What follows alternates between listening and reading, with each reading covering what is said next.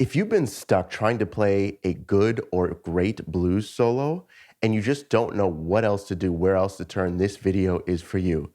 Now, after playing on Grammy-nominated recordings and teaching thousands of students all over the world how to play the blues, today's lesson is as simple as ABC. It's called the ABC method.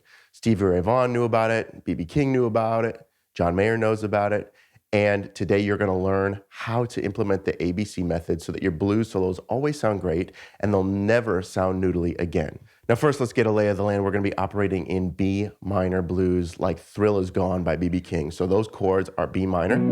That's the one chord, right? Then it goes to the E minor, back to the B minor. Then it goes to a G chord or a G dominant to an F sharp chord, back to a B minor, okay? Now, most of you guys, I'm sure, are just playing a pentatonic scale. And it sounds noodly. It sounds like you don't ever, have an idea, a solid idea. Well, today you're gonna learn the ABC method.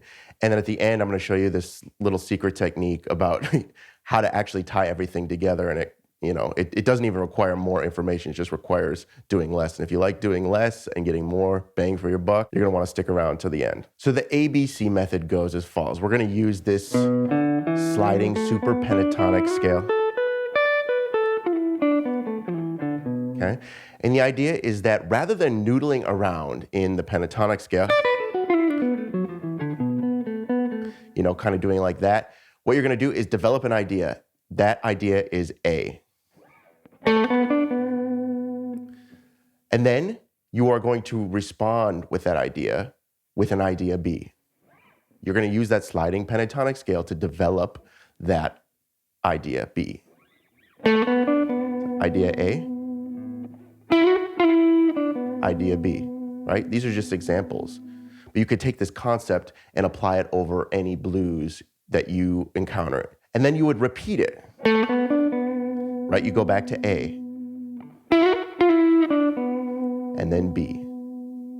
And then the C comes in where we develop a new idea.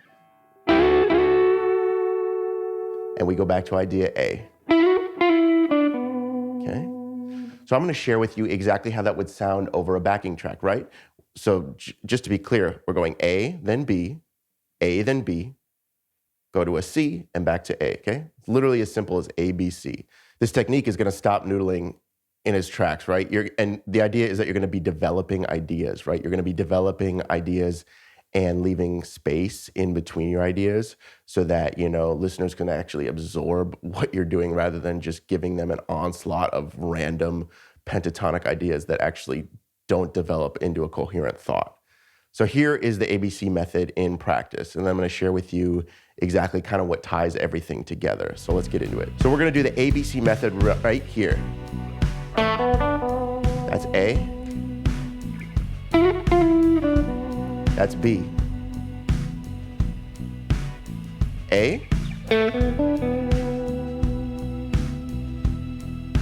B. Back to the A. Let's do C.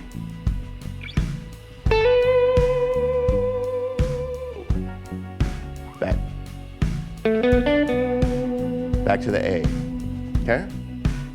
Super, super simple way to just stop noodling, right? And it's as simple as going A, idea B, back to idea A, idea B. Then we go to idea C, back to idea A, right? So the idea is that you can go A, B, C. And the hidden nuance that you may or may not be clocking right now as you're watching this is that there's space, right? I'm not going, right? I'm going bo A, and then there's a pause. It's a long pause, right? And then you play something else. You do the B, okay? And there's long pauses in between. Okay, I would say that doing less, this is like doing less and getting more bang for your buck, right? B.B. King knew that space in between the ABC kind of method, or this call and response method, as some people call it, is is really how you kind of give this professional gloss. It's like you are confident enough to leave space out there, right? A lot of people don't feel comfortable when there's silence, don't feel comfortable when there's space out there. And they try to fill the space with, gibberish and notes. Well, just instead of doing that, focus on the ABC method, right? Doing an idea, A, then B, then A, then B, and leaving silence in between. Now, I'll note that there's also, you could do A, B, C, right? You could do A, there's a little variation, B, back to the A, back to the B, then you could do the C, and the variation would be going back to a B instead of an A, right? But the idea is still there, right? All the ingredients of ABC are still there. You're just repeating. That's the idea, is you're repeating an idea to make it a theme, make it a motif so that people can actually hear it and follow along with what you're doing. If you're just giving them an onslaught of random information, random notes, that it's too hard to follow. And you're also a listener in this, right? You're hearing what you're doing, and it's kind of hard to follow what you're doing if it's just a bunch of random pentatonics all glued together, right? So the ABC method, right? You just go through it, A, then B, C, and then the variation, you could go back to an A or a B, right? And you could just do this for really any type of blues progression, right? And the idea is you develop an idea, you develop a theme. It could be, right? It just has to be something simple where there's space in between, right? You don't want to do,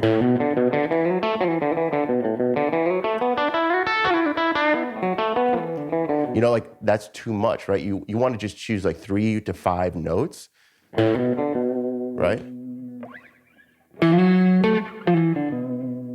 3 to 5 notes, right?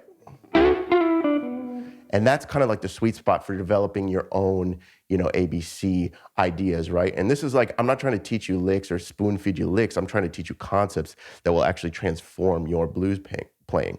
So, this is now something that you can take and run with. You can take this idea and start playing over any type of blues backing track using this ABC method. And if you kind of want to go deeper into like, well, what notes should you choose, right? Which notes sound good when you are soloing? You're going to want to watch this video.